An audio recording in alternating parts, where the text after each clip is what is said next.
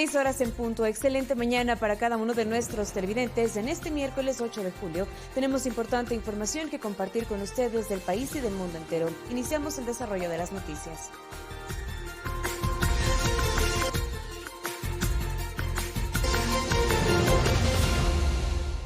La Asamblea Nacional recibió por escrito la renuncia de Otto Sonnenholzner a la vicepresidencia del Ecuador. El Poder Legislativo debe fijar fecha para aceptar la dimisión.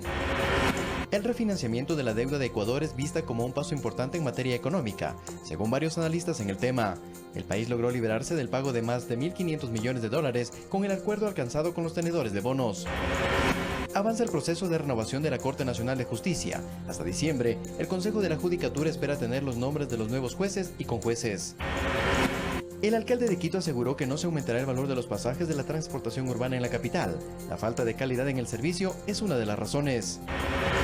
Las lluvias no paran en el país. La tarde de este martes, una fuerte precipitación anegó varios sectores de la ciudad de Quito.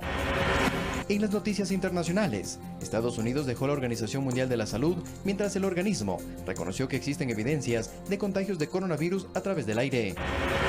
Y en los deportes, falleció el exfutbolista Danes Coronel a causa de un paro cardíaco. El deportista fue seleccionado de Ecuador y vicecampeón de Melec en los años 1993 y 1994.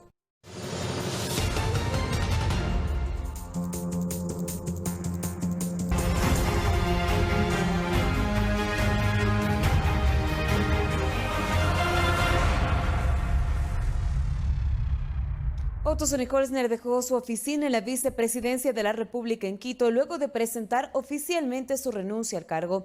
Medidas de seguridad y la despedida de sus colaboradores marcaron la tónica de la jornada. Otto Sonnenholzner Espert se despidió de la vicepresidencia de la República después de año y medio en funciones, en medio de un ambiente con fuertes medidas de seguridad en el que los colaboradores del ex vicemandatario de Ecuador sacaron su equipaje, documentos personales y este automóvil que iba a abordar pasó también por una revisión antiexplosivos con este can. Alfombra roja y una calle de honor con los granaderos de Tarqui salió a darle un saludo de despedida a Otto Sonnenholzner y a su esposa Claudia Salem para agradecerle por la labor desempeñada en beneficio del país. Al salir no hizo ninguna referencia a una posible candidatura. Sonnenholzner subió a este vehículo junto a su esposa rumbo a Guayaquil. Por su parte, el presidente de la Asamblea Nacional, César Litardo, confirmó en su cuenta en Twitter que recibió la renuncia al cargo del vicepresidente del Ecuador para que sea puesta a conocimiento del Pleno de la Asamblea, como señala la Constitución. Verónica Rivadeneira, Ecuador TV.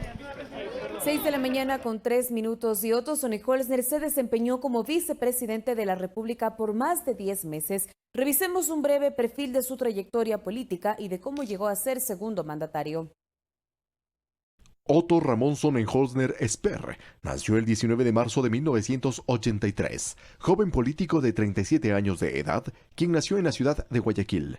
Es parte de una familia empresaria y vinculada a la radiodifusión de ascendencia alemana. Está casado con Claudia Salem Barakat y tiene 3 hijos. Terminó la secundaria en el Colegio Alemán Humboldt con la especialización en Ciencias Sociales y Comunicación. Luego realizó sus estudios en Economía Internacional en la Schiller International University en sus sedes de Alemania y España, en la que se graduó con el título de economista. Adicional a ello, se especializó en la Universidad Ludwig Maximilian de Múnich en la Universidad de Passau. Como empresario se ha desenvuelto en el sector de la construcción, comercio y agricultura. Realizó su labor como comunicador y gerente general de Radio Tropicana y fue presidente de la Asociación Ecuatoriana de Radiodifusión AER en Guayas. También se ha desempeñado como docente en la Universidad Católica de Santiago de Guayaquil. El presidente Lenín Moreno llegó al poder con Jorge Glass, pero Glass fue sentenciado a 8 años de cárcel acusado del delito de cohecho pasivo agravado. María Alejandra Vicuña fue su reemplazo, pero también debió dejar el cargo al verse involucrada en una investigación por cobrar fondos indebidos. En diciembre de 2018, Otto Sonnenholzner fue propuesto por allegados al presidente Moreno como reemplazo de Vicuña a la vicepresidencia y encabezó la terna presentada a la Asamblea Nacional para este cargo. Y el martes 11 de diciembre de 2018 fue escogido como vicepresidente de la República y desde entonces el primer mandatario designó a Sonnenholzner las funciones de seguimiento del diálogo social nacional, la coordinación de las acciones de los consejos sectoriales y ser parte del desarrollo de la agenda sostenible y la atracción de inversiones. Eduardo Córdoba, Ecuador TV.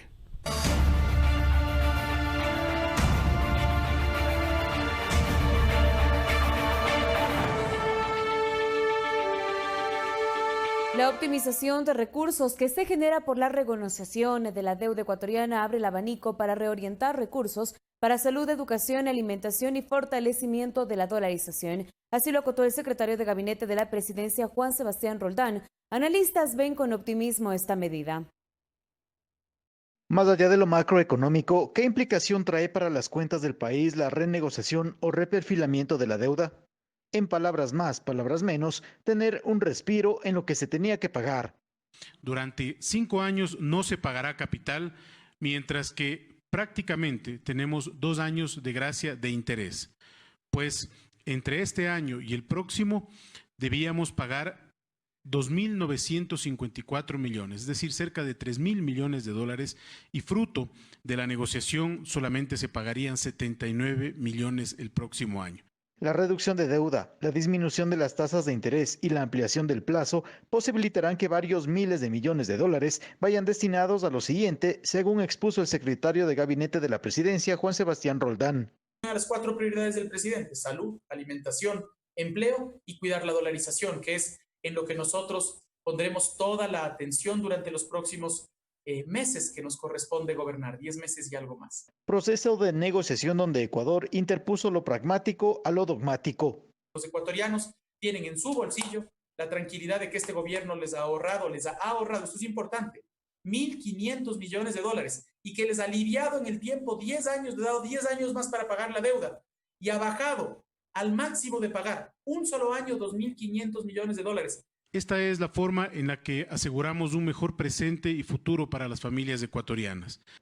Para el analista económico Alberto Acosta Borneo, esta negociación es sin duda positiva.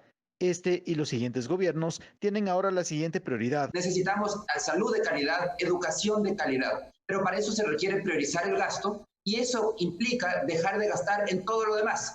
Si tenemos claras las prioridades, salud, educación y seguridad, entonces el Estado tiene que reducir sus inversiones y reducir el gasto en todo el resto de actividades. Este primer acuerdo integral falta por concretarse para su cierre oficial. La negociación está pendiente con el 16% restante de tenedores de bonos, según información oficial. Javier Ceballos, Ecuador TV. El acuerdo que el gobierno logró con el grupo más importante de tenedores de bonos del país permite reducir la deuda en 1.500 millones de dólares, bajar el interés de 9.3 a 5.2% y ampliar el plazo por 10 años más y 5 de gracia para el pago de capital. Veamos más detalles. De la deuda externa total del Ecuador de 58.418 millones de dólares, el Ministerio de Finanzas logró un acuerdo con el grupo más grande de tenedores de bonos, que alcanza los 17.375 millones de dólares. Las nuevas condiciones propician una reducción de capital de 17.375 millones a 15.835, un ahorro de 1.540 millones de dólares. El plazo de la deuda existente también se duplicó. La madurez de los bonos, es decir, la fecha de vencimiento, pasará de 6.1 años en promedio a 12.7. Con esto, el bono de mayor plazo, que actualmente vence en el año 2030, se ampliará al 2040. Esto representa un alivio de pago de los bonos por 16.452 millones de dólares durante los próximos 10 años. Este 2020 se ahorrará 1.361 millones de dólares y el 2021 1.514. De igual forma, se beneficiará el próximo gobierno, que tendrá liberados más de 9.000 millones de dólares. La tasa de interés de los bonos bajará de 9.2% en promedio a 5.3%, es decir, se reducirá la tasa en un 40%. Según se explicó con la reestructuración, las tasas irán desde 0% hasta un máximo de 6.9%. Actualmente la tasa más alta es del 10.75%.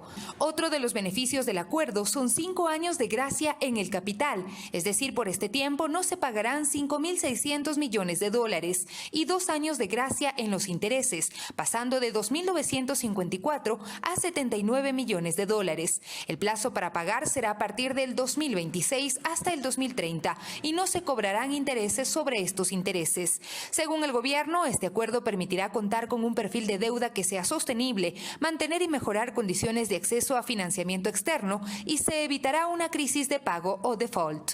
Sofía Montoya, Ecuador TV. La reactivación productiva sigue siendo una de las prioridades del gobierno nacional. Este martes, el presidente Lenín Moreno constató cómo un crédito de $15.000 permitió que un taller de reparación hidráulica siga en funcionamiento. 3 meses sin actividad por la pandemia golpeó duro al taller de Guillermo Tufiño.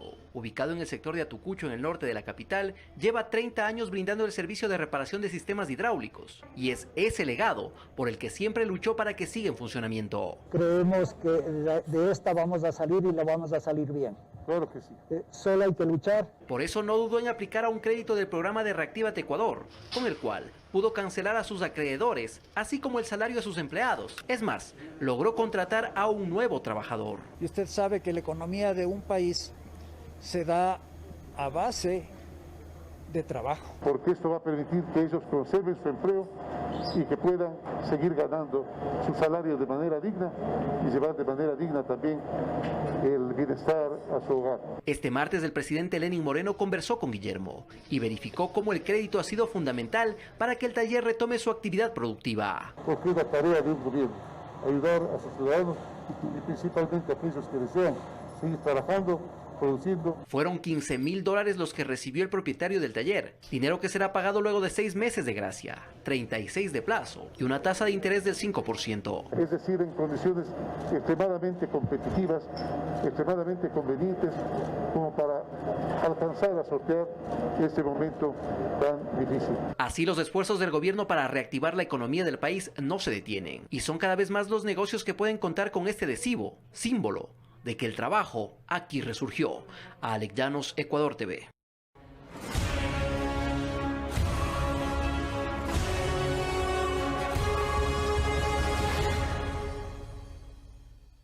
Alfredo Adum rindió su versión libre y voluntaria por el caso de fraude procesal. Esto en el marco del intento fallido de salida del país de Daniel Salcedo en una avioneta de propiedad de Adum.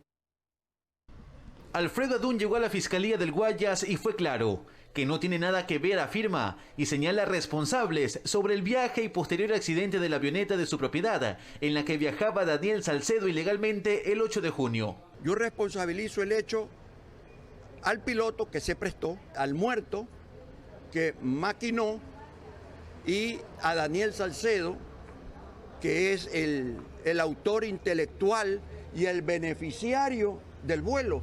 Al momento del siniestro, la avioneta tenía la placa adulterada. Esto, según Adum, pudo ocurrir en Guayaquil, previo al vuelo. Aquí en Guayaquil, sí, porque dice la cámara o el ayudante mecánico que el piloto con el otro piloto fallecido habían estado el domingo por la tarde con Lara en el hangar. Adum afirma que tampoco sabía de la empresa aérea que mantenían los pilotos Alfredo Espinosa, ahora fallecido, y Franklin Lara. La avioneta estaba a nombre de la empresa Granja Marinas AA, cuyo administrador mostrará este miércoles en Fiscalía conversaciones con el piloto Lara, que determinarían su culpabilidad. Por ejemplo, él dice que apenas tuvo el accidente, él perdió el celular. Y mentira. Él después del accidente escribe al administrador de la avioneta. Daniel Salcedo ya ha sido vinculado en este caso. Sin embargo, por su cuadro médico de delirios, aún no ha rendido versión. Su defensa asegura que sí colaborará con la justicia. No es que él ha perdido la memoria. Colaboración, no cooperación eficaz. Luis Alfredo Zúñiga, Ecuador TV.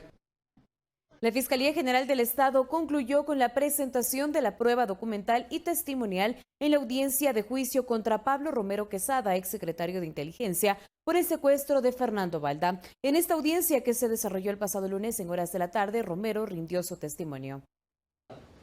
En el cuarto día de juicio en contra del exsecretario de Inteligencia, Pablo Romero Quesada, el fiscal general subrogante Wilson Toainga finalizó con la exposición de su prueba. En total presentó 2 testimonios anticipados, 4 pruebas testimoniales, 11 pruebas periciales y más de 50 pruebas documentales, a las que se unió la acusación particular. Los peritos que lograron estructurar, que lograron demostrar que en el gobierno de Rafael Correa había un sistema de inteligencia político y que las órdenes eran fácticas. El mando que hubo desde el presidente Rafael Correa hacia Pablo Romero y a su vez con los cabos Diana Falcón y Raúl Chicaiz. Por primera vez en el caso, el exfuncionario del gobierno de Rafael Correa rindió su testimonio ante el tribunal que lo juzga por el plagio de Fernando Balda, ocurrido en Bogotá, Colombia, en 2012. Él niega la participación. Pablo estuvo desde el mes de mayo de 2012 como secretario, ¿ya? Cuando el señor Chicaiza ya tuvo 2 viajes previos a Bogotá. En el momento del secuestro,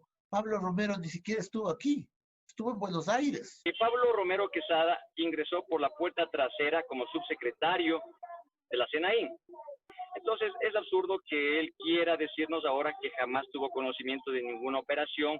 Romero participó en la diligencia vía telemática, pues se encuentra en el Centro de Detención Provisional del Inca en Quito. Esta diligencia continuará con el testimonio de Pablo Romero el próximo martes 14 de julio, a las 8:10 en la Corte Nacional de Justicia. Olga Velasco, Ecuador TV. 6:16 a.m. y en más noticias. En la mayoría de los casos, conseguir un carnet de discapacidad es una odisea para quienes realmente lo necesitan. Mientras unos lo logran en un día, otros esperan años o peor, aún nunca los reciben. A pesar de todas las influencias que podría tener un exmandatario, Gustavo Noboa también vivió el viacrucis de quienes buscan acceder a un carnet de discapacidad. Mi hija Marisabel nació con un retardo mental. Ella falleció hace 2 años. Mi esposa, la ex primera dama, se pasó 2 años buscando un carnet de discapacidad, con la finalidad de que Marisabelita pueda tener un descuento en un viaje a Cuenca, en un viaje a Quito, con las personas y las profesoras de Fascinar. Aunque estuvo a su alcance comprarse un carro de lujo, no lo hizo. No faltó alguna persona que me diga, oiga doctor, ¿por qué no se trae un carro? Le dije, porque Marisabelita no puede traerse carro, porque ella no sabe manejar. Y la discapacidad es de Marisabelita, no del papá. ¿Cómo puedo yo aceptar que personas que no tienen ninguna discapacidad se hayan comprado, no un carro, no es un carrito, es un carroto de 100,000 y pico de dólares? Nos han llenado de vergüenza los jueces, algunos fiscales, algunos jueces, algunos asambleístas o la mayoría, y todo esto, y entonces a la cárcel. Por casos como estos, 6 organizaciones de personas con discapacidad se reunieron en Guayaquil para anunciar la creación de una veeduría. Sea fraudulento, no fraudulento, estamos pidiendo que se haga una veeduría de todos estos carnets. Y en la asamblea estamos pidiendo que hayan unos representantes de todo tipo de discapacidad. Mariuxi Buenaño, Ecuador TV. Hasta diciembre, el Consejo de la Judicatura prevé tener la lista de los jueces y conjueces que serán parte de la renovación parcial de la Corte Nacional de Justicia. María del Carmen Maldonado, titular de la Judicatura, señaló que se escogerá a las personas más aptas para el cargo y así evitar que se vean inmiscuidos en actos de corrupción.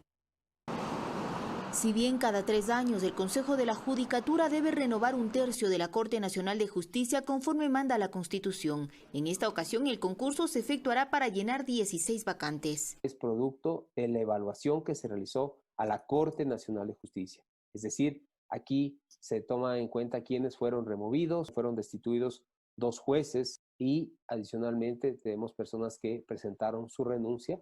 7 vacantes para un periodo de 9 años, porque el ciclo para el que fueron elegidos los jueces ya concluye el 25 de enero de 2021. Dentro de este grupo está la actual presidenta de la Corte, Paulina Aguirre, y el juez Álvaro Ojeda.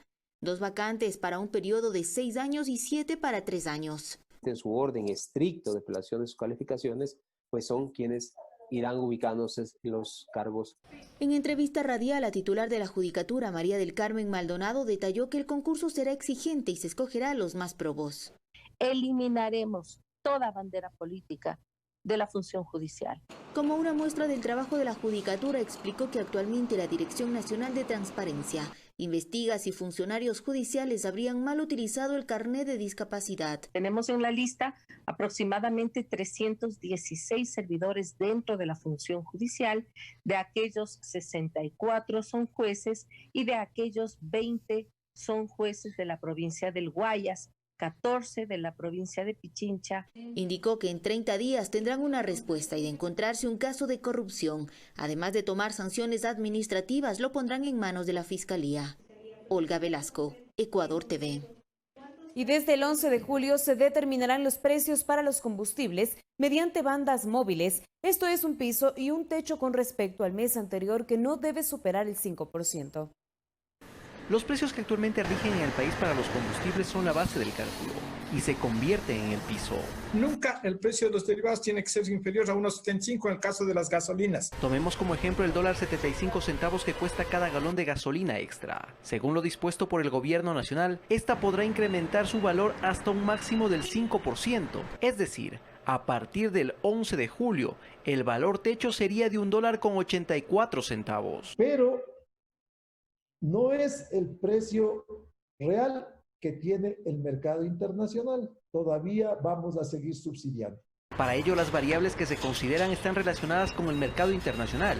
Esto es el valor promedio del barril del crudo WTI y el costo de producción del crudo Oriente. A ello se debe incluir el IVA y el margen de comercialización. Si hoy día el crudo está calculándose en $32, el incremento se calcula que será 2, 3, 4 centavos. Entonces, para el siguiente mes, el cálculo tendría que considerar ese piso de $1.78. Un cálculo que se realizará cada 30 días a partir del próximo 11 de julio y que determinará los valores de las gasolinas Extra y Ecopaís, así como del diésel de los sectores automotriz, camaronero y pesquero.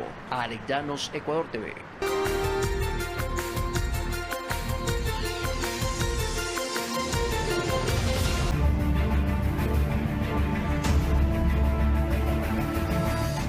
6 de la mañana con 25 minutos y en más información en Quito, la parroquia de Chillogallo se mantiene como la zona con mayor número de contagios de COVID-19. Hasta el 3 de julio, este sector de la ciudad registró más de 686 casos confirmados.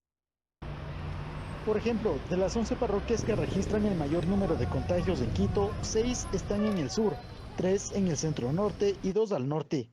Según el COE cantonal y el Ministerio de Salud, hasta el 3 de julio, las 6 parroquias con el mayor número de infectados son Chillogallo con 686 casos confirmados, Guamaní 545, Calderón 416, Cotocollao 356, Chimbacalle con 317 y la Ecuatoriana con 279 casos positivos de COVID.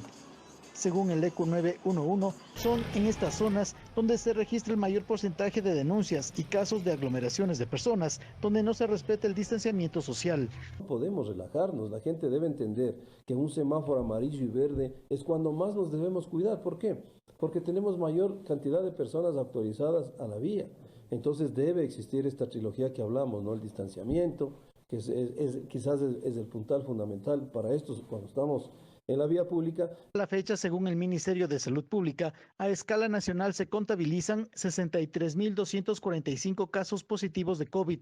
4.873 personas murieron a causa de esta enfermedad. En Pichincha hay 9.191 infectados. Por favor a la ciudadanía, que salga cuando tenga que salir. Por favor, que no manejen borrachos, que por favor que no tomen en la calle. Podemos incrementar la capacidad de UCIs, pero algún día seremos incapaces de hacerlo.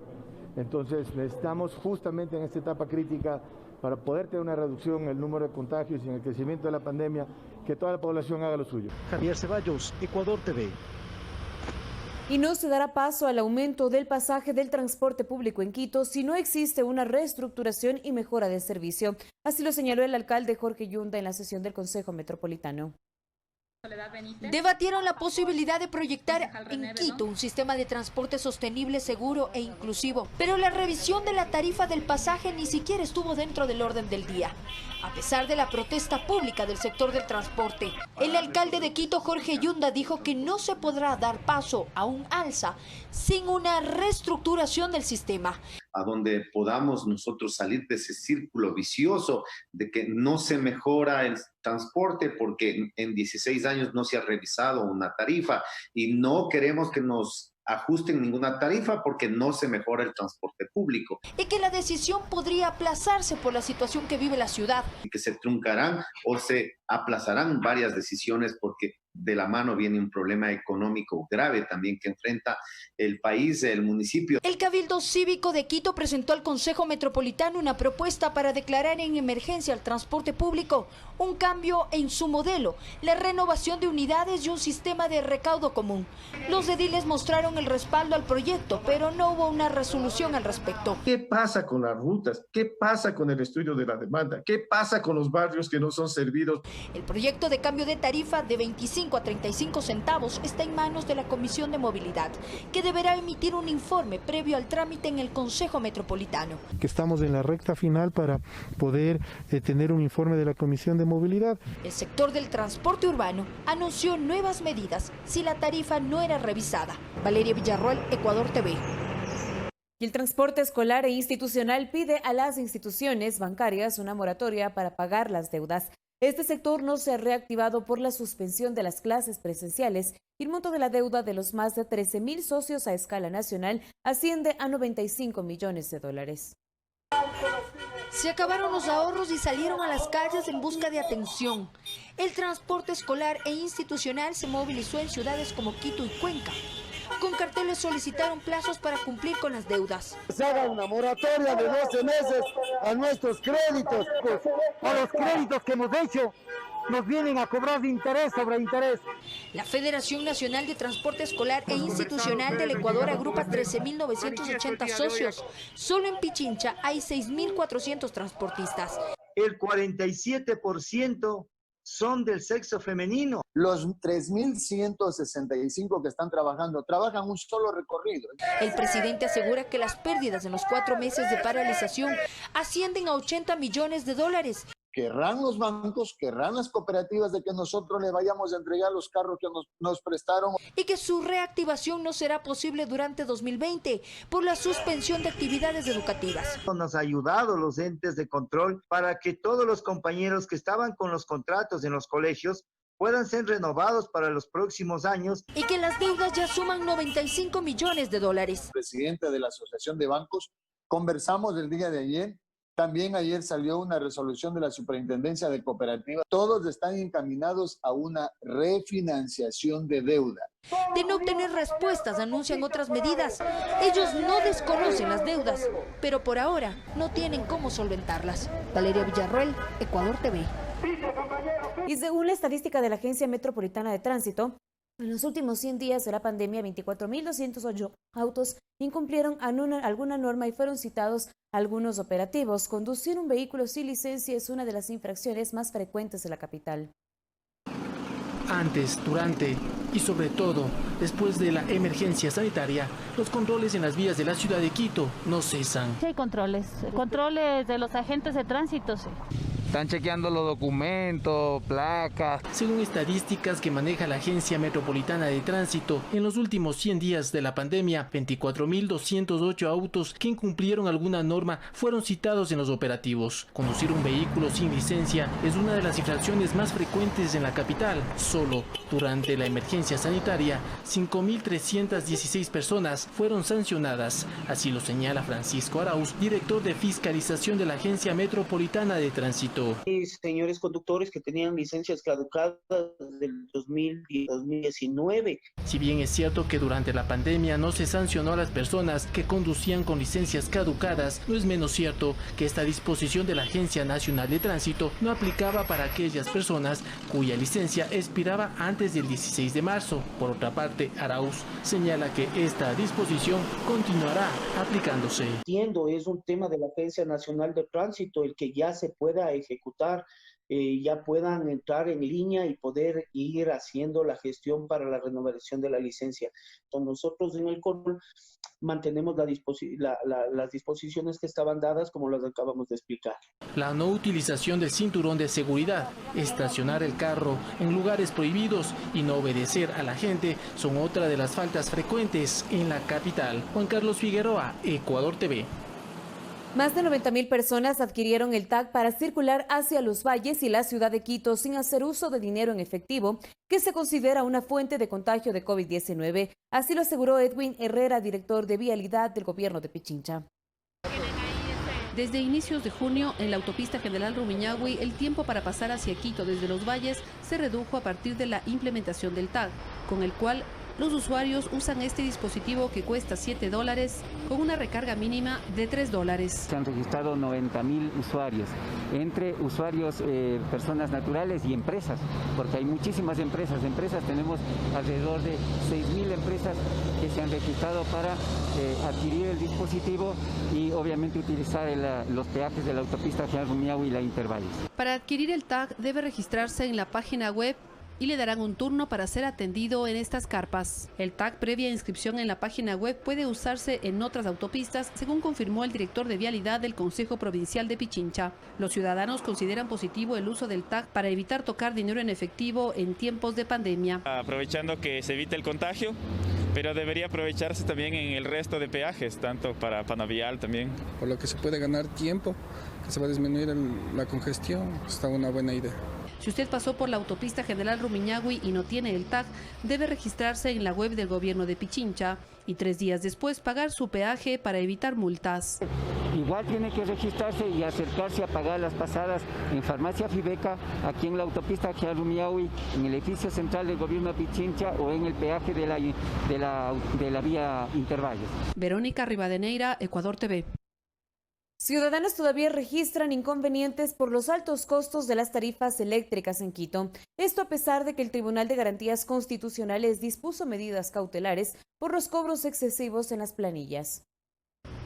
El ambiente a las afueras de la empresa eléctrica Quito no cambió este martes, a pesar de las medidas cautelares que dispuso el Tribunal de Garantías de Pichincha ante los cobros excesivos. Filas y reclamos de ciudadanos se vivieron a las afueras de la dependencia en la capital.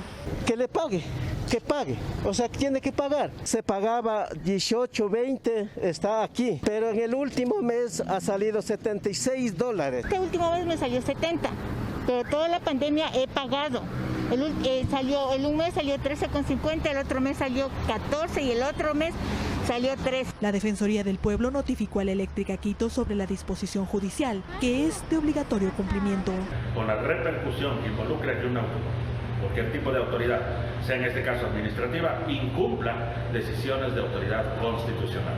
Además, corresponde conforme a la decisión jurisdiccional a la Defensoría del Pueblo el que canalizamos todas las acciones e informemos a las autoridades constitucionales sobre cómo se cumplen las medidas cautelares y los incumplimientos que deriven de la misma. Hay ciudadanos que llaman a los números de reclamos, pero no se obtiene una respuesta. El tema es que me sale exageradamente las planillas de este mes. De lo que normalmente se paga $13, $14, me sale $128. El tribunal resolvió que quede sin efecto las planillas de los ciudadanos que presentaron una queja por los meses de abril, mayo y junio, y se deberá realizar un nuevo proceso de lectura real. María Elena Vaca, Ecuador TV.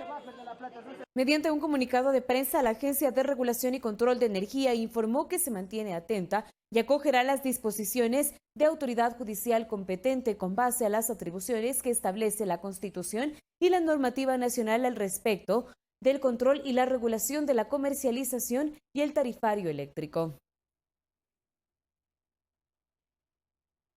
Y la atención primaria en salud está garantizada en el país. Centros de salud tipo C, como el de Guamaní, ubicado en el sur de Quito, mantiene la atención con normalidad en medicina general, consulta externa, odontología, salud mental, obstetricia, ginecología e incluso en terapias físicas. En medio de la pandemia del COVID-19, el Centro de Salud Tipo C de Guamaní, al sur de Quito, que fue edificado para atender a una población de 56.656 habitantes de Pichincha, se encuentra atendiendo con normalidad para beneficio de la población. Tenemos médicos generales, familiares, obstetras, tenemos ginecólogo, pediatra, también el área de maternidad de corta estancia 24 horas, de emergencia 24 horas. Más de 180 funcionarios de esta casa de salud, entre médicos y enfermeras, brindan atención incluso en labores de parto humanizado. Nosotros atendemos un aproximado de 4 a 5 partos en el día. Emocionada porque ya puedo dar a luz. En este centro de salud, además, está garantizada la provisión de vacunas obligatorias para niños y niñas en sus primeros meses de vida para prevenir enfermedades como hepatitis B, rotavirus, difteria, tétanos, neumococo, entre otros. En el caso de nuestro distrito, las vacunas tenemos todo en stock. He venido a hacerle atender a mi hija, a vacunarle. Me atendieron bien, sí, gracias. Yasmín Muyulema sufrió hace 2 años un accidente de tránsito, lo que le generó un desplazamiento del omóplato. Ella acude permanentemente al Centro de Salud Tipo C de Guamaní para recibir terapias de rehabilitación. Es buena la atención y más que todo. En este centro de salud también se instalaron 5 camas de ingreso para pacientes de COVID-19. Si su condición no mejora, son derivados al Hospital Enrique Garcés. Pero han disminuido en este momento. Tengo 2 pacientes en espera de recepción, de lo que antes tenía 5 a 7 pacientes cada día. Santiago Tello, Ecuador TV. La compra de mascarillas y los diferentes elementos de bioseguridad requieren de ciertos requisitos para su seguridad. Es por ello que la Agencia Nacional de Regulación, Control y Vigilancia Sanitaria está realizando operativos a nivel nacional.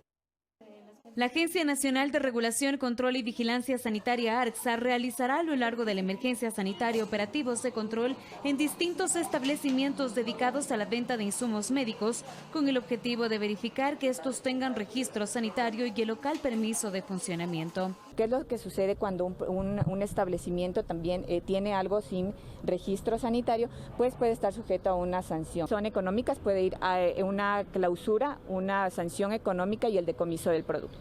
Conversamos con una persona dedicada a la venta de mascarillas en el norte de Quito y nos comentó que las ventas informales y sin permisos los ha perjudicado en su negocio. Normalmente una mascarilla con registro sanitario y todos los permisos y el transporte y todo que se paga llega a costar un precio, por ponerle un ejemplo, unos $3, una cadena de 95. Mientras que usted en la calle la puede encontrar hasta $1 y $1.50. No sacan el registro, no pagan impuestos, entonces por eso es que es tan barata.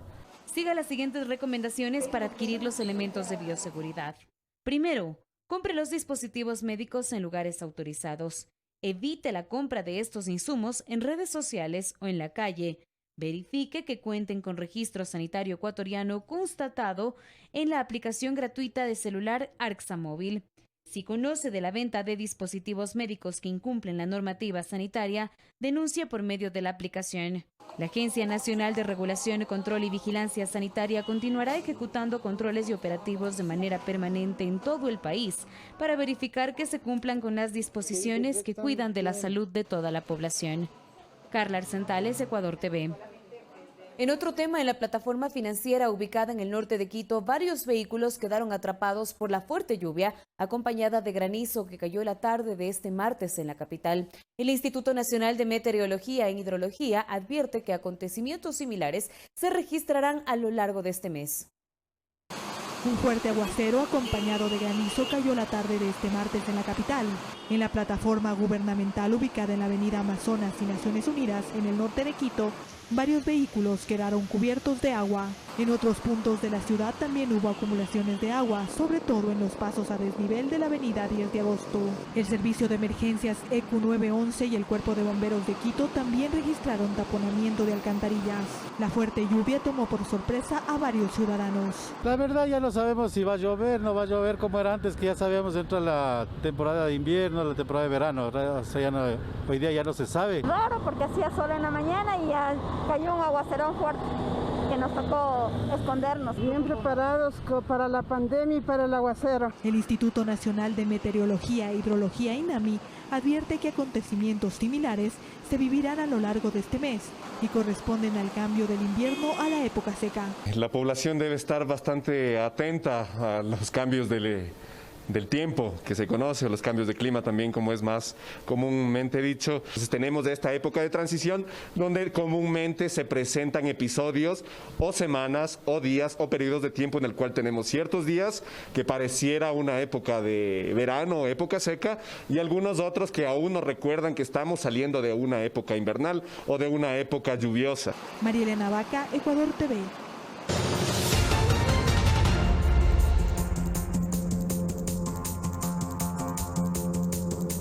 En el desarrollo de las noticias del mundo, Estados Unidos abandonará la Organización Mundial de la Salud tras la entrega a la ONU de una notificación formal de la decisión del presidente Donald Trump hace más de un mes. Su salida será efectiva en julio de 2021. El gobierno de Donald Trump tuvo que notificar con un año de antelación la salida de Estados Unidos de la agencia, en virtud de una resolución del Congreso de 1948, que también obliga a Washington a darle apoyo financiero. Actualmente, Washington le debe a la Organización Mundial de la Salud más de $200 millones en contribuciones, de acuerdo al sitio web de la organización internacional. El portavoz del secretario general de la ONU confirmó en un comunicado que recibió la notificación el lunes y que ahora está en el proceso de verificar con la OMS si cumplen con todas las condiciones para la retirada. Esta se hará efectiva en un año, es decir, el 6 de julio de 2021, por lo que si Joe Biden, el rival demócrata de Trump en las elecciones de noviembre, gana, podría dejar en suspenso esta decisión. Estados Unidos es miembro fundador de la OMS, establecida en 1948, y ha sido su mayor donante. Fernanda de la Bastida, Ecuador TV. Y el Ejército de Liberación Nacional propuso al gobierno de Iván Duque un cese al fuego bilateral por 3 meses ante la pandemia del nuevo coronavirus que llevó a extender nuevamente el confinamiento en el país. De acuerdo al comunicado del grupo armado, la medida del cese de hostilidades va encaminado a crear un clima de tensión humanitaria favorable para reiniciar los diálogos de paz. Según el ELN, también responde al llamado de la ONU a reducir la violencia en los conflictos del mundo ante la magnitud de la emergencia desatada por la pandemia.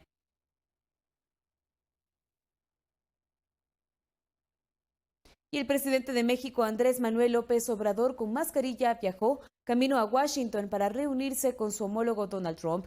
En el avión comercial, entre las curiosidades de los pasajeros, había una imagen bastante curiosa. Este es el primer viaje oficial de López Obrador en 19 meses que lleva la presidencia. El objetivo principal es celebrar la entrada en vigor del pasado 1 de julio del nuevo Tratado de Libre Comercio entre Estados Unidos, México y Canadá. Y la Fiscalía Mexicana informó que se identificaron los restos de los 43 estudiantes desaparecidos en 2014 en el estado de Guerrero, al sur del país, y que se enviará más evidencia a la Universidad de Innsbruck, en Austria, para poder estudiarla. La conferencia de prensa, el titular de la unidad para el caso Ayotzinapa de la Fiscalía, Omar Gómez Trejo, que después de realizar el análisis respectivo a las piezas óseas enviadas, una de ellas corresponde al estudiante Cristian Alfonso Rodríguez, uno de los jóvenes normalistas desaparecidos el 26 de septiembre de 2014.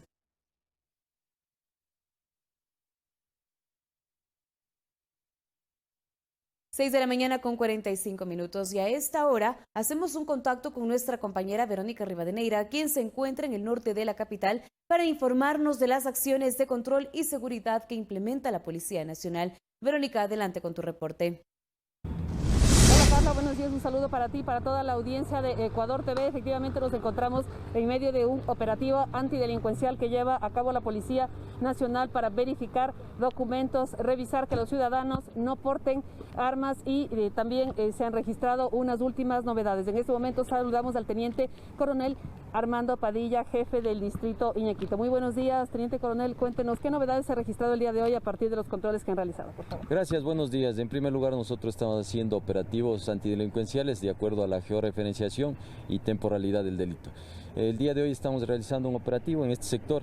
Como ustedes pueden ver, es muy concurrido. Justamente tenemos una población flotante por las características del sector, por las entidades bancarias, por el sector comercial que maneja este lugar.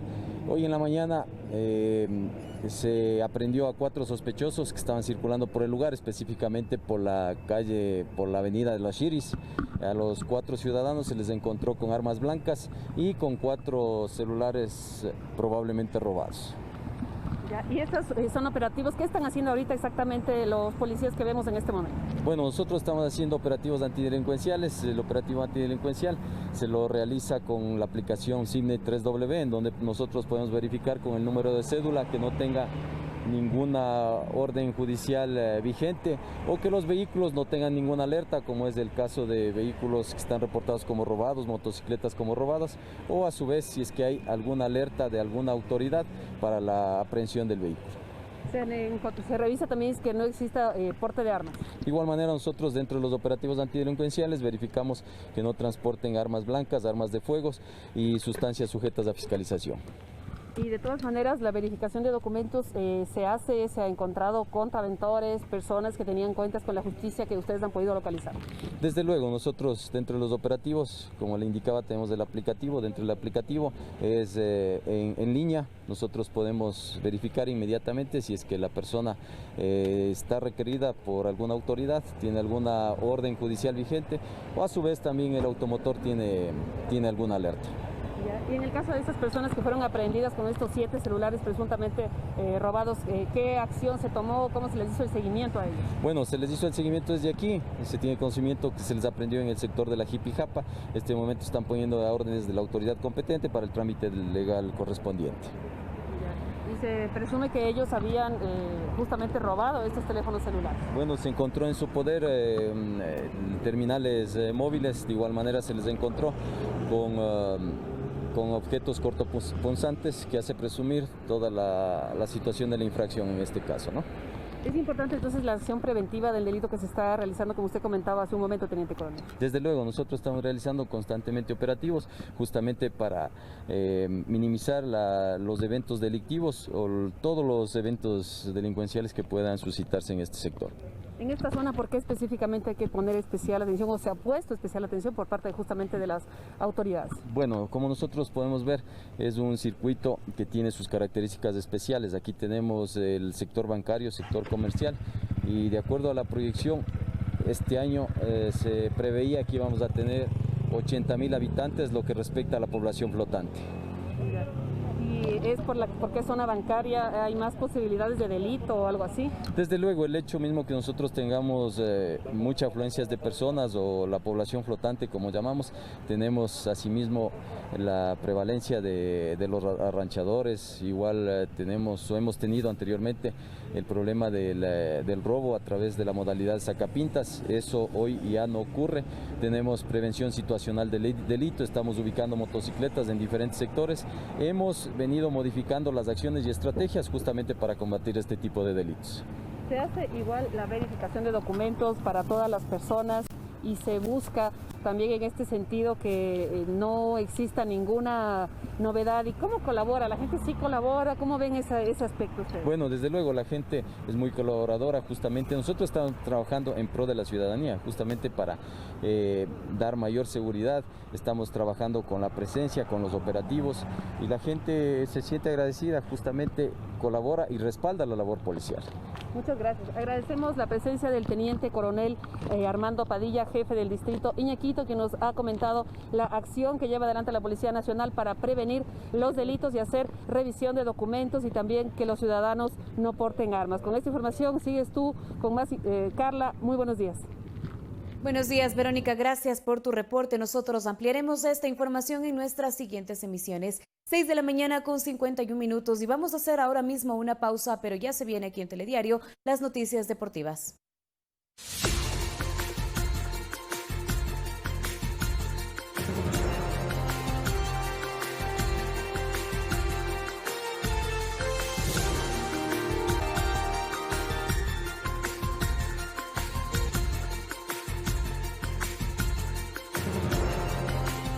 Amigos y amigas, muy buenos días. Gracias por seguir con nosotros en Telediario este miércoles 8 de julio de 2020.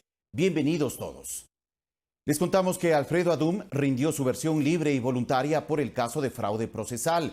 Esto en el marco del intento fallido de salida del país de Daniel Salcedo en una avioneta de propiedad de Adum. Alfredo Adum llegó a la Fiscalía del Guayas y fue claro que no tiene nada que ver, afirma, y señala responsables sobre el viaje y posterior accidente de la avioneta de su propiedad, en la que viajaba Daniel Salcedo ilegalmente el 8 de junio. Yo responsabilizo el hecho al piloto que se prestó, al muerto que maquinó y a Daniel Salcedo, que es el autor intelectual y el beneficiario del vuelo. Al momento del siniestro, la avioneta tenía la placa adulterada. Esto, según Adum, pudo ocurrir en Guayaquil, previo al vuelo. Aquí en Guayaquil, sí, porque dice la cámara o el ayudante mecánico que el piloto con el otro piloto fallecido habían estado el domingo por la tarde con Lara en el hangar. Adún afirma que tampoco sabía de la empresa aérea que mantenían los pilotos Alfredo Espinosa, ahora fallecido, y Franklin Lara. La avioneta estaba a nombre de la empresa Granja Marinas AA, cuyo administrador mostrará este miércoles en Fiscalía conversaciones con el piloto Lara, que determinarían su culpabilidad. Por ejemplo, él dice que apenas tuvo el accidente, él perdió el celular. Y mentira.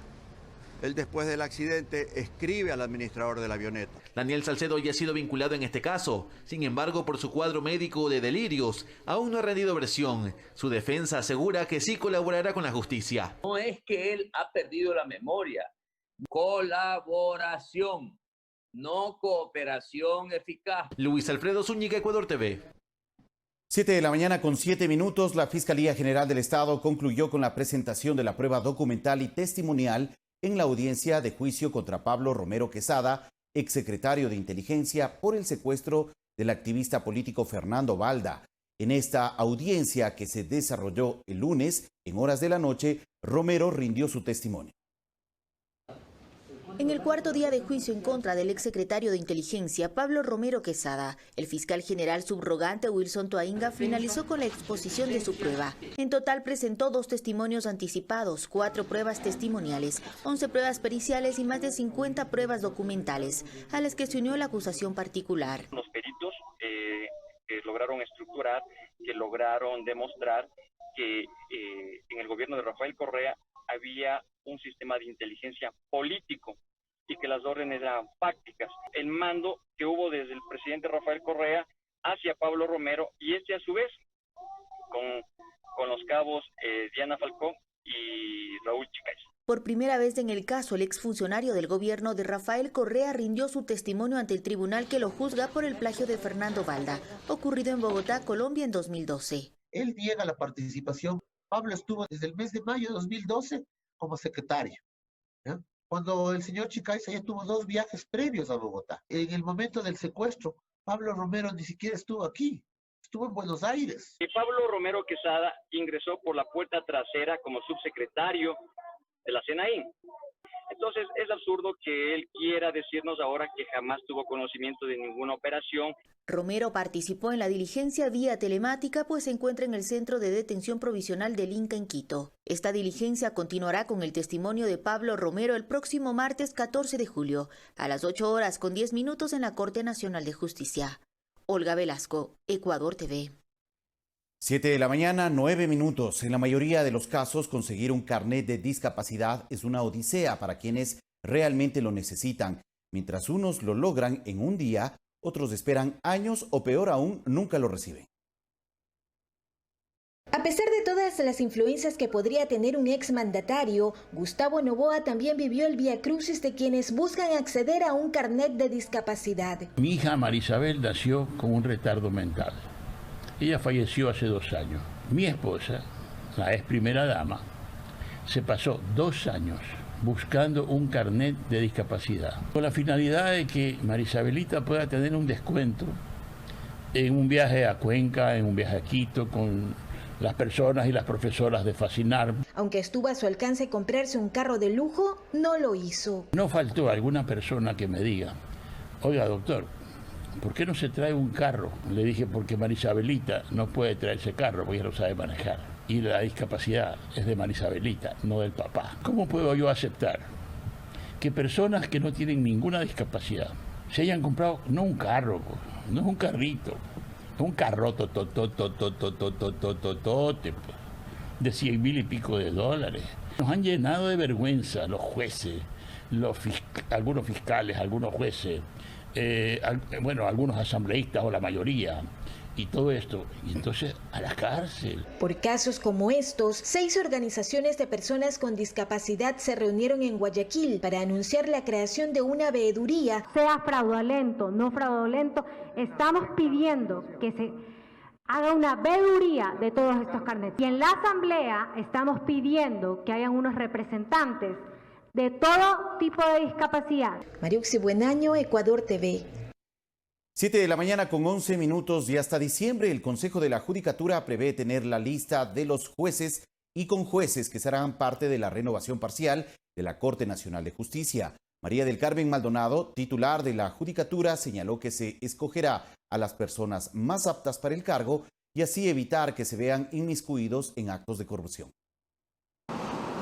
Si bien cada 3 años el Consejo de la Judicatura debe renovar 1/3 de la Corte Nacional de Justicia conforme manda la Constitución, en esta ocasión el concurso se efectuará para llenar 16 vacantes. Es producto de la evaluación que se realizó a la Corte Nacional de Justicia.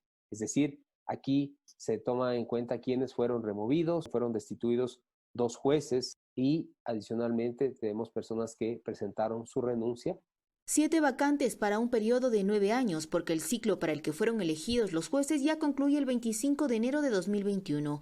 Dentro de este grupo está la actual presidenta de la Corte, Paulina Aguirre, y el juez Álvaro Ojeda. 2 vacantes para un periodo de 6 años y 7 para 3 años. En su orden estricto de apelación de sus calificaciones, pues son quienes irán ubicándose en los cargos. En entrevista radial, la titular de la Judicatura, María del Carmen Maldonado, detalló que el concurso será exigente y se escogerá a los más probos. Eliminaremos toda bandera política de la función judicial. Como una muestra del trabajo de la Judicatura, explicó que actualmente la Dirección Nacional de Transparencia investiga si funcionarios judiciales habrían mal utilizado el carnet de discapacidad. Tenemos en la lista aproximadamente 316 servidores dentro de la función judicial, de aquellos 64 son jueces y de aquellos 20 son jueces de la provincia del Guayas, 14 de la provincia de Pichincha. Indicó que en 30 días tendrán una respuesta y de encontrarse un caso de corrupción, además de tomar sanciones administrativas, lo pondrán en manos de la Fiscalía. Olga Velasco, Ecuador TV. 7 de la mañana, 13 minutos, y desde este 11 de julio se determinarán los precios para los combustibles mediante bandas móviles. Esto es un piso y un techo con respecto al mes anterior que no debe superar el 5%. Los precios que actualmente rigen en el país para los combustibles son la base del cálculo y se convierten en el piso. Nunca el precio de los derivados tiene que ser inferior a 1,75 en el caso de las gasolinas. Tomemos como ejemplo el $0.75 que cuesta cada galón de gasolina extra. Según lo dispuesto por el gobierno nacional, esta podrá incrementar su valor hasta un máximo del 5%. Es decir, a partir del 11 de julio, el valor techo sería de $1.84. Pero no es el precio real que tiene el mercado internacional. Todavía vamos a seguir subsidiando. Para ello, las variables que se consideran están relacionadas con el mercado internacional.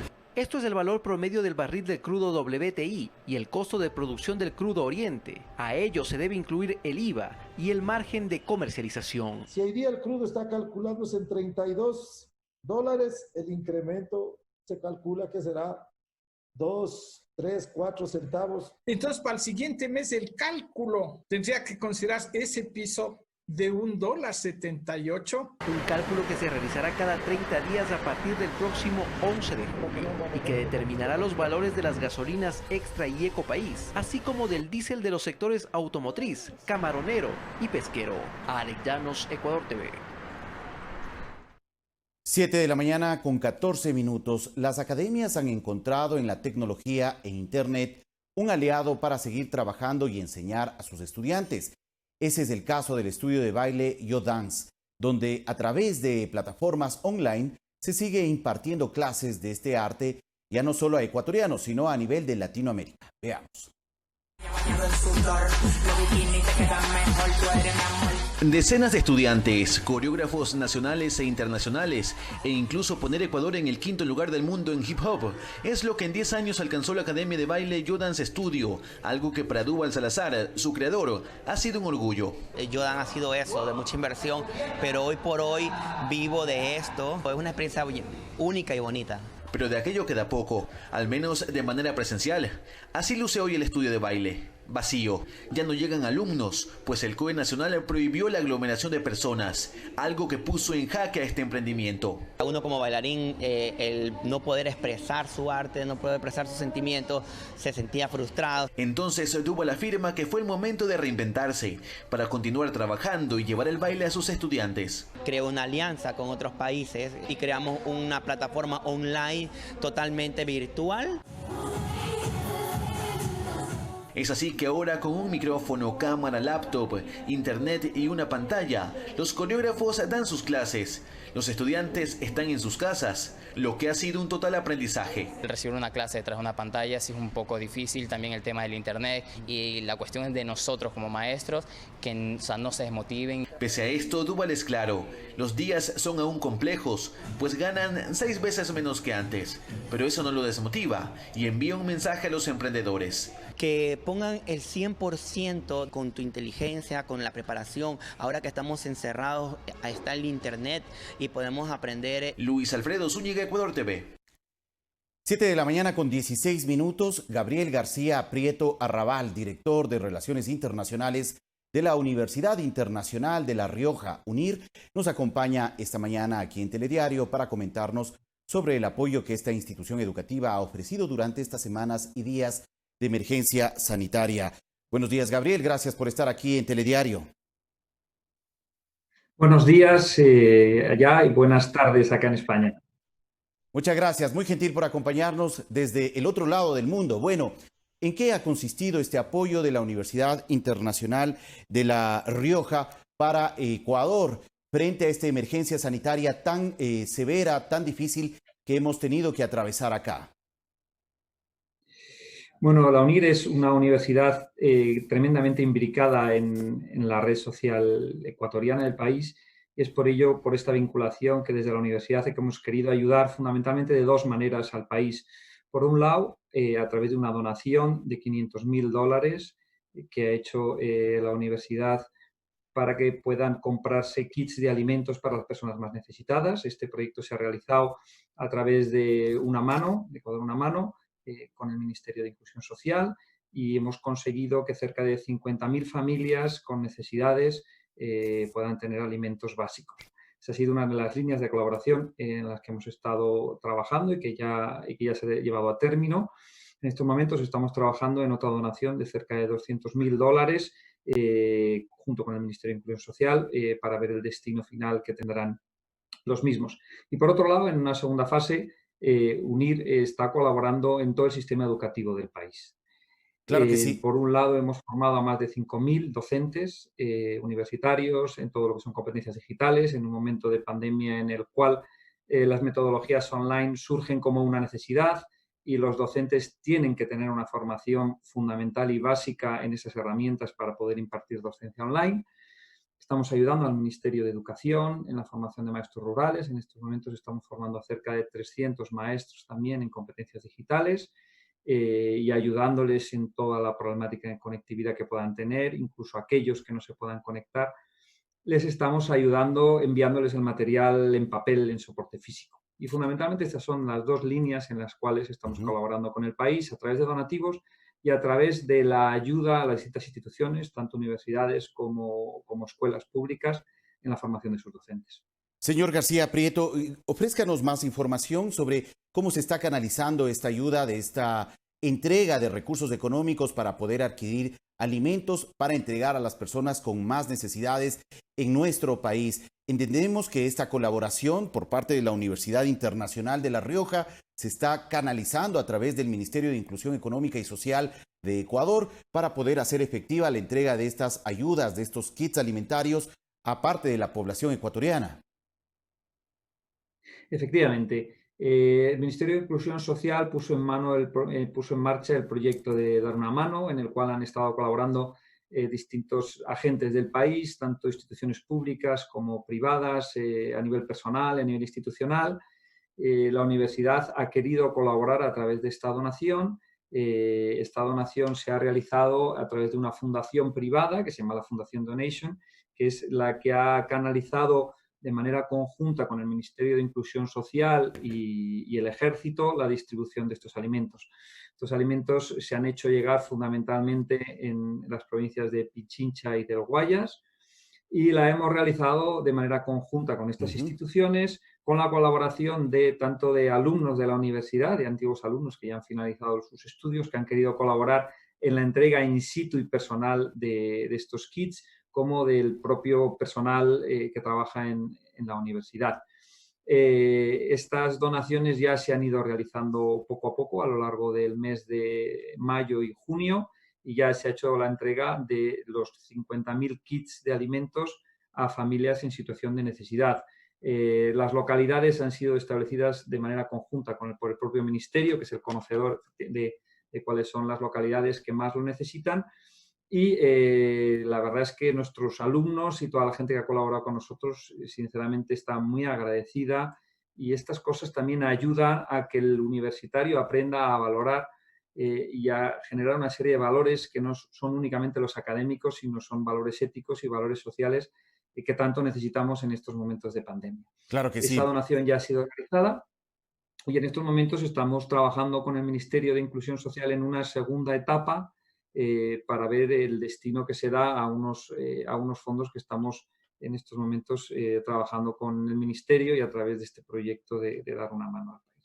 Señor García Prieto, en cuanto a este respaldo y este apoyo, este acompañamiento también que la Universidad Internacional de La Rioja está llevando a cabo para instituciones educativas del país, ¿en qué consiste? ¿Cuál es el apoyo que en concreto está cumpliendo esta institución educativa española en beneficio también de Ecuador?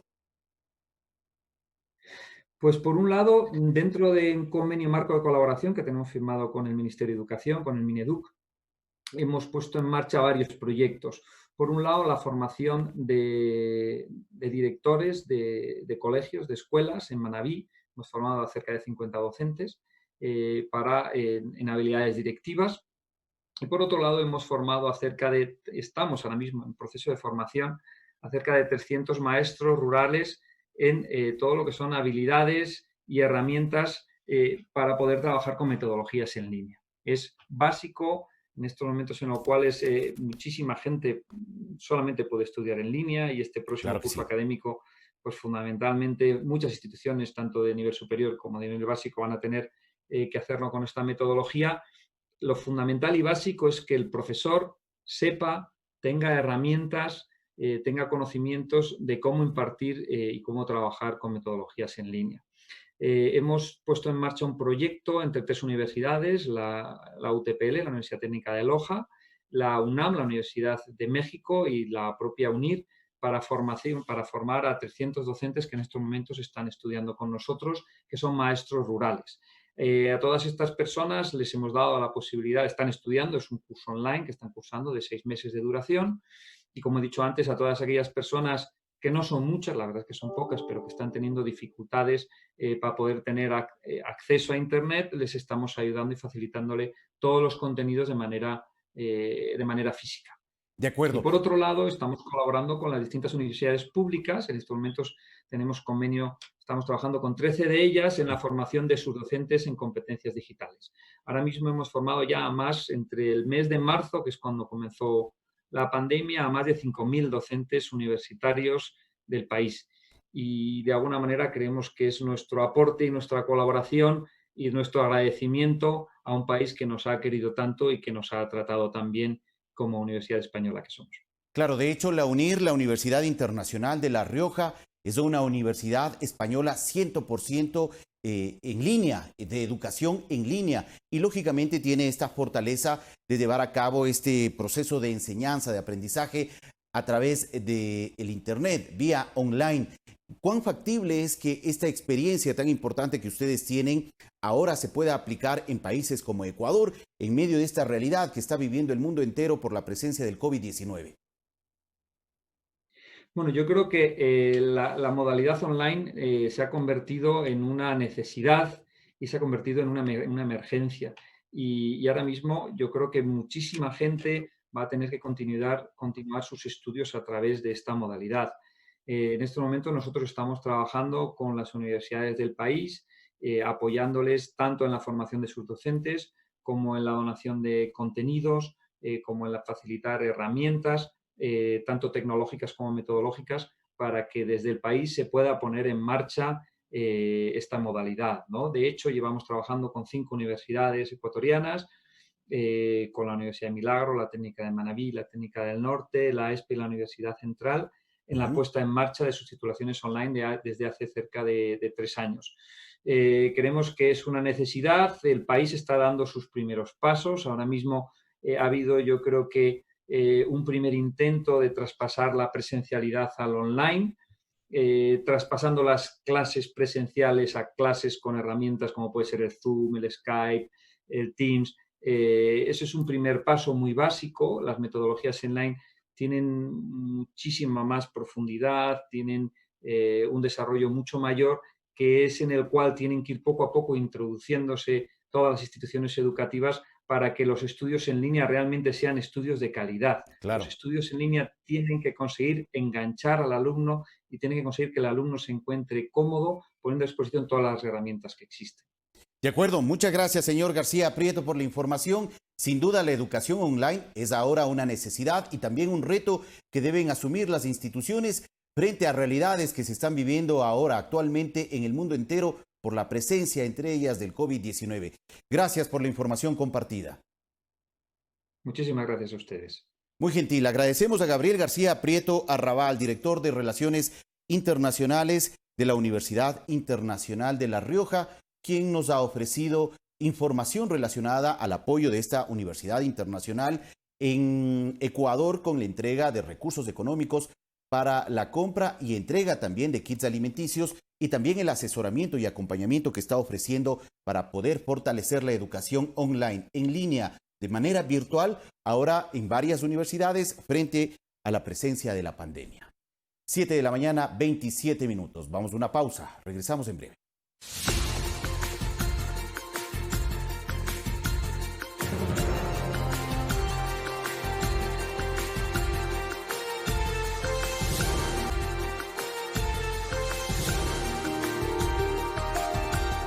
Siete de la mañana con 31 minutos, nos contactamos en este momento con nuestra compañera Verónica Rivadeneira, quien se encuentra en el norte de la ciudad de Quito, en el sector de la Avenida República y Amazonas, para ofrecernos información sobre las acciones de control antidelincuencial que implementa la Policía Nacional en distintos puntos de la ciudad de Quito.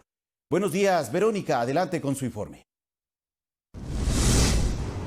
Buenos días, Fabricio, un saludo para ti, para toda la audiencia que sintoniza Ecuador TV. Efectivamente nos encontramos en la República y Amazonas al norte de Quito, en donde el Distrito de Policía realiza un operativo antidelincuencial de control de documentos y también verifica que los ciudadanos no porten armas dentro de sus vehículos. En este momento saludamos al Teniente Coronel Armando Padilla, jefe distrital Iñaquito, y nos va a comentar cómo se ha podido hacer los controles justamente el mes anterior. Usted nos mencionaba hace un momento, por favor. Gracias, buenos días. Efectivamente, nosotros el mes anterior hemos realizado 240 operativos conjuntos, es decir, con Fuerzas Armadas y Agencia Metropolitana de Tránsito. De igual manera, hemos realizado 1.865 operativos antidelincuenciales y tenemos registrados 4.740 operativos de toque de queda. Es importante señalar que también dentro de los operativos del toque de queda ha habido 434 personas sancionadas. ¿Por qué motivo? Un toque de queda porque están infringiendo el toque de queda a partir de las 21 horas, como tienen conocimiento, ya la gente no puede circular en las avenidas, en las calles, entonces justamente han sido sancionados por contravenir el toque de queda. ¿Qué dicen esas personas? ¿Cómo justifican esas salidas y no se están cumpliendo la hora en la cual ya no debe circular la gente? Justamente no han tenido ninguna situación con la que puedan justificar y por eso ha sido la sanción que se les ha impuesto, ¿no? En ese sentido, ¿cuál es el llamado que se hace? Porque 9 de la noche es el toque de queda y eso tiene que persistir y tiene que continuar también. Justamente nosotros todavía seguimos, hay que considerar que no se ha acabado la situación de la emergencia sanitaria, seguimos trabajando en eso, se les recomienda a las personas, no pueden circular justamente para precautelar la salud de todas las personas que nos encontramos o que hacemos uso de las vías públicas. Justamente esta es una medida de prevención, dentro lógicamente de las otras medidas que cuando estamos con personas hay que respetar el distanciamiento social, el uso de la mascarilla y el lavado de manos. Mucho más allá de eso, también el toque de queda hay que respetarlo y a partir de las 21 horas hacemos un llamado que si es estrictamente necesario que tienen que salir, salgan. Caso contrario, pienso que todas las personas debemos hacer caso de las disposiciones de las autoridades correspondientes. O si no, pueden ser sancionados. Desde luego, tenemos 434 sanciones, como manifestaba, justamente por contravenir el toque de queda. En cuanto a los delitos, ¿han bajado en el último mes? ¿Han subido? ¿Qué se puede mencionar respecto a esto? Sí, nosotros tenemos registrados 252 delitos menos en el circuito Iñaquito, y a nivel distrital tenemos 1055 delitos menos en el mes de junio. De igual manera podemos mencionar que hemos tenido 31 detenidos por delitos y 9 detenidos por contravenciones. ¿Por qué tipo de los detenidos? 31 por delitos por robo. ¿Qué tipo de delitos? Más se refleja robo a personas. Entonces tenemos 31 detenidos por robo a personas, de igual manera robos a unidades económicas o a domicilios. ¿En domicilios existe alguna disposición especial? ¿Hacen más controles? ¿Hay una verificación mayor de parte de ustedes ante las denuncias en la zona? Desde luego, nosotros estamos ofertando nuestro portafolio de servicios. Dentro del portafolio de servicios tenemos el botón de seguridad, también tenemos los chats comunitarios. Estamos ofertando justamente el portafolio de servicios para que las personas puedan activar el botón de seguridad, puedan hacer un llamado efectivo y eficaz para que pueda acudir la policía y efectivamente poder, en caso de que exista personas que ingresan, personas que no pertenecen al sector, que no son residentes de un determinado lugar, se les pueda verificar y registrar. Vamos ahora a intentar consultar a la persona que le han hecho justamente el control, si nos permite, por favor. Muy buenos días. Muy buenos días, tenga la bondad. ¿Qué piensa con respecto a los controles que está haciendo la Policía Nacional? ¿Sí puede ayudarnos con la ventana, por favor? Sí, muy bueno, porque a veces hay personas que evaden ciertas normas que se deben regir aquí. Y está muy bueno porque excelente. Sí, es lo que le puedo. Gracias. Los ciudadanos también están conformes con los operativos que realiza la Policía Nacional y están también colaborando con lo que está haciendo la policía justamente en esta zona para evitar la delincuencia, estos operativos antidelincuenciales. Agradecemos también al teniente coronel Armando Padilla por todos los comentarios que nos ha dado justamente sobre los operativos que se realizan en esta zona, que es una zona bancaria y comercial. Sigues tú con más, Fabricio, desde Estudios. Buenos días. Muchas gracias a Verónica Rivadeneira por su informe desde la Avenida República y la Avenida Amazonas, en este punto donde se está cumpliendo actualmente un operativo de control de cumplimiento de las disposiciones de las autoridades sobre el tema de tránsito. 7 de la mañana, 37 minutos. Y también aquí en Quito, la parroquia de Chillogallo se mantiene como la zona con mayor número de contagios de COVID-19. Hasta el 3 de julio, este sector de la ciudad registró más de 686 casos confirmados. Por ejemplo, de las 11 parroquias que registran el mayor número de contagios en Quito, 6 están en el sur, 3 en el centro norte y 2 al norte.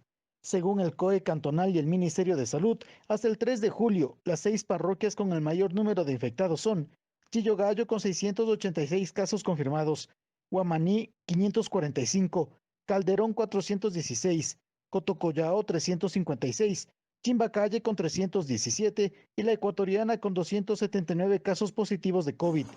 Según el ECU 911, son en estas zonas donde se registra el mayor porcentaje de denuncias y casos de aglomeraciones de personas, donde no se respeta el distanciamiento social. No podemos relajarnos, la gente debe entender que un semáforo amarillo y verde es cuando más nos debemos cuidar. ¿Por qué? Porque tenemos mayor cantidad de personas autorizadas a la vía. Entonces debe existir esta trilogía que hablamos, ¿no? El distanciamiento, que quizás es el puntal fundamental para esto cuando estamos en la vía pública. A la fecha, según el Ministerio de Salud Pública, a escala nacional se contabilizan 63.245 casos positivos de COVID. 4.873 personas murieron a causa de esta enfermedad. En Pichincha hay 9.191 infectados. Por favor, a la ciudadanía, que salga cuando tenga que salir. Por favor, que no manejen borrachos, que por favor, que no tomen en la calle. Podemos incrementar la capacidad de UCIs, pero algún día seremos incapaces de hacerlo. Entonces, necesitamos justamente en esta etapa crítica, para poder tener una reducción en el número de contagios y en el crecimiento de la pandemia, que toda la población haga lo suyo. Javier Ceballos, Ecuador TV. 7 de la mañana, 39 minutos, y no se dará paso al aumento del pasaje del transporte público en Quito si no existe una reestructuración y mejora del servicio. Así lo señaló el alcalde de Quito, Jorge Yunda, en la sesión del Consejo Metropolitano que se desarrolló el día de ayer. Debatieron la posibilidad de proyectar en Quito un sistema de transporte sostenible, seguro e inclusivo, pero la revisión de la tarifa del pasaje ni siquiera estuvo dentro del orden del día. A pesar de la protesta pública del sector del transporte, el alcalde de Quito, Jorge Yunda, dijo que no se podrá dar paso a un alza sin una reestructuración del sistema. A donde podamos nosotros salir de ese círculo vicioso de que no se mejora el transporte porque en 16 años no se ha revisado una tarifa y no queremos que nos ajusten ninguna tarifa porque no se mejora el transporte público. Y que la decisión podría aplazarse por la situación que vive la ciudad. Y que se truncarán o se aplazarán varias decisiones porque de la mano viene un problema económico grave también que enfrenta el país, el municipio. El Cabildo Cívico de Quito presentó al Consejo Metropolitano una propuesta para declarar en emergencia el transporte público, un cambio en su modelo, la renovación de unidades y un sistema de recaudo común. Los ediles mostraron el respaldo al proyecto, pero no hubo una resolución al respecto. ¿Qué pasa con las rutas? ¿Qué pasa con el estudio de la demanda? ¿Qué pasa con los barrios que no son servidos? El proyecto de cambio de tarifa de 25 a 35 centavos está en manos de la Comisión de Movilidad, que deberá emitir un informe previo al trámite en el Consejo Metropolitano. Que estamos en la recta final para poder tener un informe de la Comisión de Movilidad. El sector del transporte urbano anunció nuevas medidas si la tarifa no era revisada. Valeria Villarroel, Ecuador TV. 7 de la mañana con 40 minutos y el ministro de Cultura y Patrimonio, Juan Fernando Velasco, se encuentra con nosotros vía videoconferencia para conversar en estos próximos minutos sobre las postulaciones y la entrega del Premio Nacional Eugenio Espejo 2020, que se llevará a cabo el próximo 9 de agosto en su 29ª edición. Buenos días, ministro. Gracias por acompañarnos. ¿Qué tal? ¿Cómo estás? Un saludo a toda la gente que nos escucha a través de Ecuador TV, que nos escuche y que nos ve. Muchas gracias, ministro, muy gentil. Bueno, el próximo 9 de agosto, como todos los años, el 9 de agosto se recuerda y se celebra el Día de la Cultura. Y precisamente en esa fecha se lleva a cabo ya desde el año de 1975 la entrega de uno de los premios y reconocimientos más importantes que otorga el gobierno nacional a sus ciudadanos destacados en el ámbito de la cultura y de las ciencias. Es el Premio Nacional Eugenio Espejo. ¿Cómo se está organizando la realización de esta 29ª edición de este premio tan importante? Así es, Fabricio. Desde el año 75 se entrega este premio de manera bianual, lo confiere el presidente de la República. Esta es la 29ª edición de estos premios, que están separados, digamos, u ofrecen, digamos, en 3 categorías: reconocimiento a personas naturales o jurídicas que hayan realizado aportes excepcionales al arte, la cultura y las ciencias.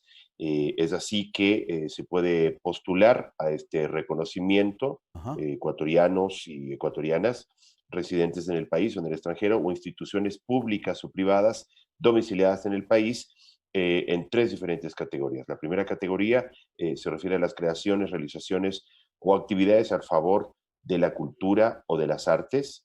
La segunda categoría es creaciones o realizaciones o actividades solamente de las artes literarias, es decir, está dividido entre las artes solamente literarias, y después está la tercera categoría, que son las creaciones o realizaciones o actividades científicas. Las postulaciones de los candidatos se receptarán hasta el 14 de julio. Hemos ampliado un poco el plazo. Habíamos anunciado inicialmente que sería hasta el 10, pero hemos ampliado hasta el 14 de julio del 2020. Las aplicaciones se entregan o bien de manera física en la matriz del Ministerio de Cultura y Patrimonio, o se puede aplicar en línea. Se entra a la página web del Ministerio de Cultura y Patrimonio, en donde está toda la información, y hay una guía para hacer toda la aplicación de manera no presencial de los candidatos. Ministro, los candidatos o quienes deseen postularse lo pueden hacer hasta el 14 de julio, según lo ha informado. Hay que cumplir ciertos requisitos. ¿Cuáles son los requisitos principales para poder postular a cualquiera de estas categorías que usted ha mencionado? El tema de culturas y artes, el tema de actividades literarias y también actividades científicas. Bueno, en la página web hay una lista completa de los requisitos, pero resumido, podría decir que tiene que haber una carta dirigida al ministro de Cultura con la postulación del candidato, una hoja de vida del postulante en donde hay una trayectoria de al menos 25 años de trayectoria, y los respaldos que evidencian que esta trayectoria del postulante. Hay 2 acuerdos ministeriales, el acuerdo 66 y el acuerdo 70, que están también colgados en la página web del Ministerio de Cultura y Patrimonio, en donde se explica claramente cuáles son estos requisitos, cómo postular, cuál es el proceso. Una vez que se haga o que se termine esta primera etapa, un comité de selección que está integrado por un delegado del Ministerio de Relaciones Exteriores, un delegado de la Secretaría de Educación Superior, un delegado de la Casa de la Cultura y un delegado del Ministerio de Cultura y Patrimonio, selecciona 3 ternas, una para cada categoría, es decir, 3 candidatos por categoría, y estas ternas se le entregan junto con el informe respectivo de la postulación, al presidente de la República, quien durante entre la 4ª semana de julio y el 9 de agosto, él tomará la decisión de a quién se entrega, ¿no? Son 3 premios y se entrega, como lo dijiste, Fabricio, el 9 de agosto, que es el Día Nacional de la Cultura. Claro que sí. Este máximo galardón que confiere el Estado ecuatoriano no solamente convoca a ciudadanos y ciudadanas, sino también a instituciones que pueden participar también en la entrega eventualmente de este reconocimiento. Así es, este es un premio que reconoce la trayectoria de personas naturales o personas jurídicas, para decirlo en sencillo, individuos o instituciones, fundaciones, organizaciones que nuevamente por su aporte excepcional a la cultura, a las artes o a las actividades científicas, pues reciben que es el máximo reconocimiento que entrega el gobierno ecuatoriano, que va acompañado no solamente del reconocimiento, en el caso de personas naturales, va acompañado de un premio de $10,000 y una pensión vitalicia que acompaña este premio. De acuerdo, ministro, ¿se ha decidido eventualmente cómo se llevará a cabo la ceremonia de entrega de estos reconocimientos? Porque ha sido tradicional que en la entrega de este premio Eugenio Espejo se lo haga de manera presencial en el Salón Amarillo del Palacio de Carondelet, en el centro histórico de la ciudad de Quito. Debido a las circunstancias que estamos enfrentando, eventualmente este formalismo de la entrega presencial se podría modificar, cambiar.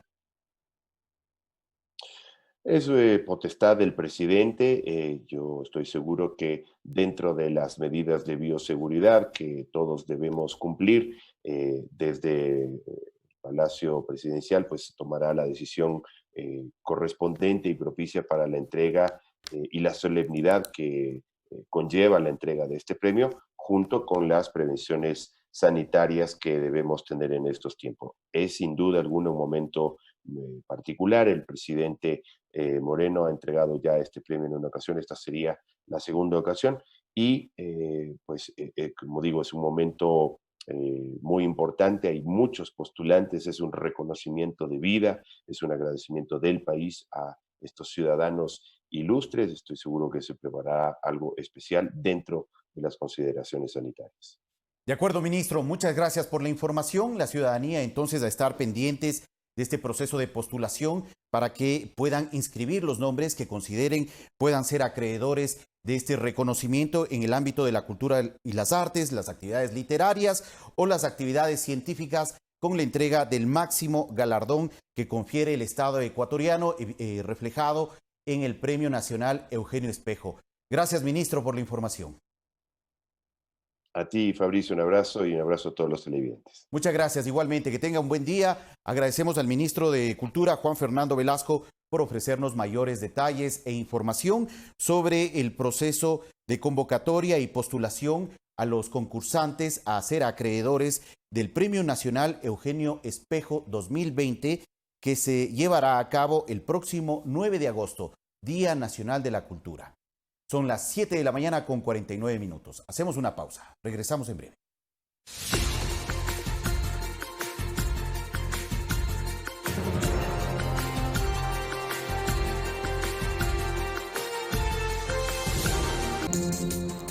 Siete de la mañana, 52 minutos. Les contamos que el día de ayer en la plataforma financiera ubicada en el norte de la ciudad de Quito, varios vehículos quedaron atrapados por la fuerte lluvia acompañada de granizo que cayó la tarde del día de ayer. El Instituto Nacional de Meteorología e Hidrología advirtió que acontecimientos similares se registrarán a lo largo de este mes. Un fuerte aguacero acompañado de granizo cayó la tarde de este martes en la capital. En la plataforma gubernamental ubicada en la avenida Amazonas y Naciones Unidas, en el norte de Quito, varios vehículos quedaron cubiertos de agua.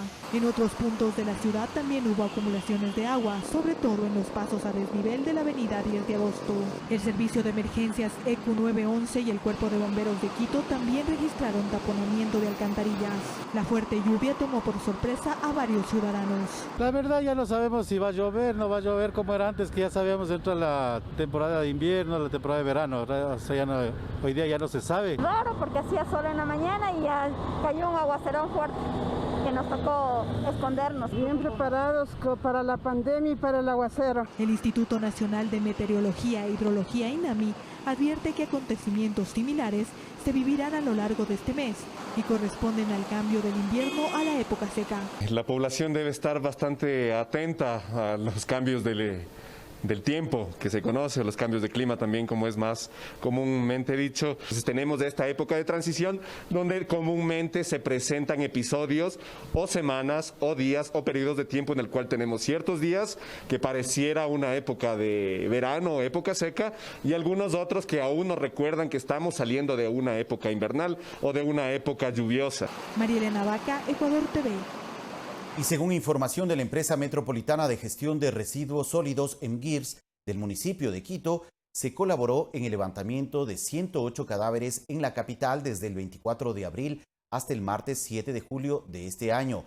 82 de estos cadáveres fueron retirados de domicilios, 13 de la vía pública y 13 de lugares definidos como especiales, es decir, casos hospitalarios y asilo de ancianos. El 38% de los cadáveres fueron levantados en el sur de Quito, el 34% en el norte, el 13% en el centro histórico y 7% en el Valle de los Chillos, mientras que otro 7% en el Valle de Tumbaco. Y Freddy Yandún, director metropolitano de gestión de riesgos del municipio de Quito, nos acompaña esta mañana aquí en Telediario. Buenos días, director, gracias por estar con nosotros. Buenos días, Fabricio, y buenos días, televidentes. Muchas gracias por estar con nosotros. Bueno, hemos revisado esta información de la reciente lluvia que se registró el día de ayer, sobre todo con fuerza al norte de la ciudad de Quito. ¿Qué tipo de inconvenientes están presentando las precipitaciones registradas en las últimas horas en la capital? Bueno, el día de ayer tuvimos, como todos lo pudieron vivir en el norte de Quito, una intensa precipitación, sobre todo concentrado en el sector del hipercentro, en el Belisario. Aproximadamente fueron 32 milímetros de precipitaciones, es con una intensidad alta, lo que ocasionó que por la velocidad con la que baja el agua desde las zonas altas hacia la parte más baja de la cuenca, el sistema de alcantarillado tuvo algunos inconvenientes principalmente en nuestros dos sitios más bajos de esta zona, que serían los pasos deprimidos tanto de las Naciones Unidas como el de la Prensa. Y obviamente en este paso hemos tenido inconvenientes en estos últimos años, me parece, desde la construcción del edificio, como es la plataforma gubernamental.